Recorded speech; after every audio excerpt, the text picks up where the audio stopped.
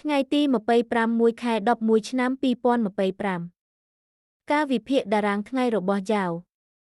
ដាវនៅលើអបប៉ុន្តែខ្សែថ្ងៃបង្ហាញសញ្ញា Elephant Trade តម្លៃបើកទីផ្សារអបរបស់ដាវគឺ47,114ខណៈបូបស្ថិតនៅ45,792បើសន្ទុះនៅតែឡើងលើអបហើយនៅលើមេ45,975ទីដាវសរុបនៅតែមានអត្ថប្រយោជន៍ឡើងប្រសិនបើ Momentum បន្តគោលដៅខាងលើគឺcurl មួយនៅ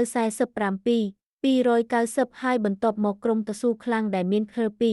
47,467និង pivot មួយ47,480បើសន្ទុះធ្លាក់ក្រោមអបការគាំទ្រដំបូងគឺមេ30នៅ45,975ហើយ curl មួយនៅ45,937ក៏មានតំបន់គាំទ្រសំខាន់នៅម៉បនិង curl ពី45,792ចំណុចសំខាន់បំផុតខ្សែនៅ Day Chart គឺពណ៌ក្រហមនេះបង្ហាញពីសក្តានុពល Elephant Trade Setup ដែលអាចធ្វើឲ្យទីផ្សារលក់ចុះទៅដល់ចំណុចចាប់ផ្ដើមសញ្ញាចាប់ផ្ដើមគឺការធ្លាក់ក្រោមអបហើយបំបែកក្រោមឡៅនៃថ្ងៃមុនសូមប្រុងប្រយ័ត្នទីផ្សារថ្ងៃនេះអាចប្តូរទីយ៉ាងរហ័ស